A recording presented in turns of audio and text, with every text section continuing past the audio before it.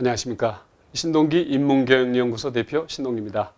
오늘은 여러분과 함께 개혁이 조직의 생명주기를 연장한다 라는 주제로 생각해보는 시간을 갖도록 하겠습니다. 우리가 조직을 이야기할 때 이 유기적인 조직이라는 표현을 많이 씁니다. 유기적인. 이 유기적인이란 말은 무슨 의미냐면은 조직 안에 여러 기능이 있죠. 근데 그러한 여러 기능들이 상호 보완적으로 작용하면서 그 조직 자체는 하나인 것처럼 그 보완적인 기능들이 서로 완벽하게 서로 잘 어울려서 작용을 함으로써 조직 전체는 하나인 것처럼 잘 움직이는 거, 그런 상황을 이제 의미를 하는 거죠. 그래서 우리가 조직을 영어로는 오가나이제이션이라고 합니다. 그래서 오가나이제이션은 어디서 나온 말이냐? 바로 유기체를 영어로 오가니즘이라고 합니다. 바로 생명체를 말하는 거죠. 그래서 오가니즘에서 나온 것입니다. 그 오가니즘, 유기체는 뭐냐? 예를 들면 조그만 벼룩이라고 할지라도, 우리 눈에 잘 보이지 않는 조그만 세균이라고 할지라도 그 세균 안에 가지고 있는, 아니면 벼룩 그 한 마리 안에 들어있는 많은 기능들이 있는데 그 기능들이 놀라울 정도가 아니라 신비스러울 정도로, 그렇죠? 그 기능들이 서로 잘 조화를 해가지고 벼룩 그 조그만 한 마리가 완벽하게 하나처럼 작동할 수 있도록, 작용할 수 있도록 그렇게 되어 있다는 이야기죠. 그게 바로 유기체, 오가니즘입니다.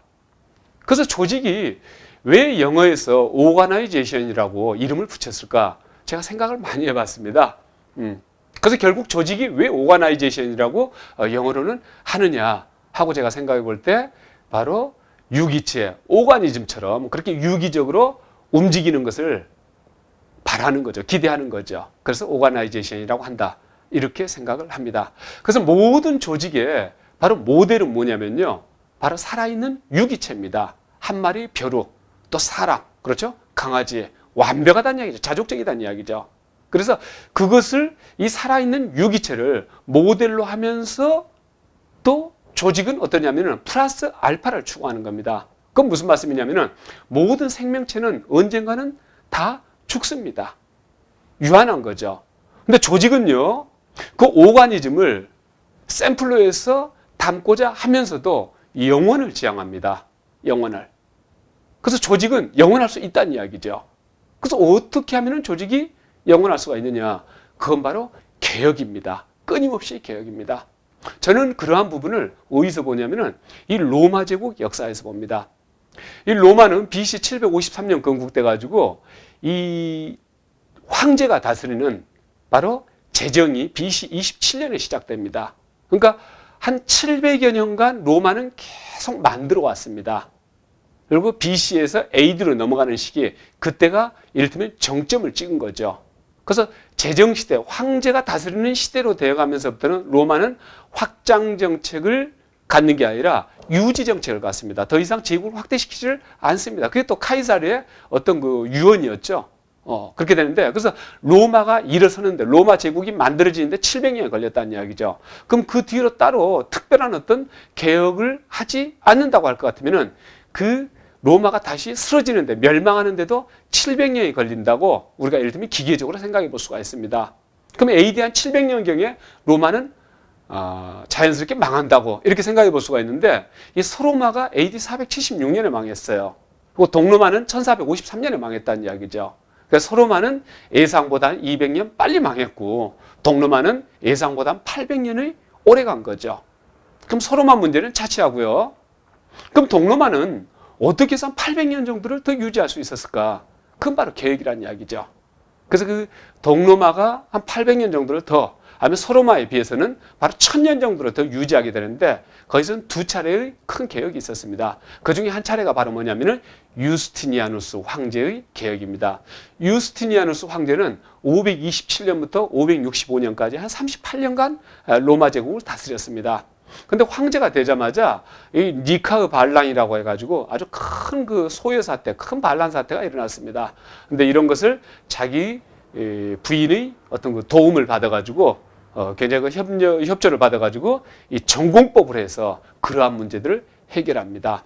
그리고 벨리사리우스라는 장군을 등용을 해가지고 바로 스페인 남부 지역, 그다음에 예전에 카르타고 국가가 있었던 그 지금의 튀니지 자리에 있었던 반달 쪽들이 차지하고 있던 그 국가, 그 땅을 로마 영토로 다시 회복을 시키고요.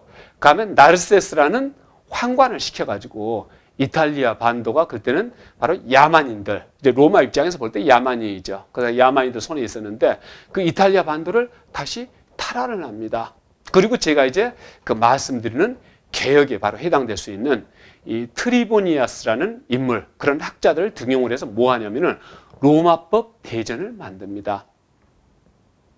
제가 10명을 관리를 하면은요, 그건 제 개인 능력 또는 개성 또는 제 매력으로요, 그 10명을 제가 관리를 할 수가 있습니다. 경영을 할 수가 있다는 이야기죠. 근데 그 숫자가 100명이 되고 1000명이 되고 10,000명이 되고 100만 명이 되고 1000만 명이 되면은 제 개인의 매력이라든지 제 개인 능력 가지고 되지가 않습니다. 그 다음 그 땅의 넓이가 이를테면은 로마 제국처럼 큰 땅이다 볼 것 같으면은 황제 개인의 어떤 능력으로 할 수가 없습니다.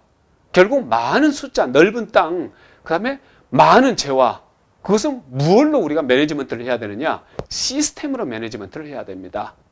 그래서 유스티니아누스가 만든 로마법 대전은요, 뭐 학설집만 해서 뭐 50권, 법학제요 뭐 4권, 그 굉장히 방대한 분량이었던 모양이에요. 그래서 하나 시스템 개혁을 했던 것이죠. 그래서 바로 유스티니아누스 황제가 AD 6세기 무렵 실시했던 그런 로마법 대전, 그 시스템 개혁에 의해서 바로 동로마는 1453년까지 서로마에 비해서 1000년 이상을 유지할 수 있지 않았을까 하고 생각을 합니다. 그래서 여러분들이 지금 경영하시는 조직 마찬가지로 그 오가나이제이션 마찬가지로 오가니즘, 유기체에 비해서 훨씬 더 오래, 아니 영원히 지속할 수 있겠습니다만은 거기에 대한 대전제는 바로 개혁이라고 볼 수가 있겠습니다. 감사합니다.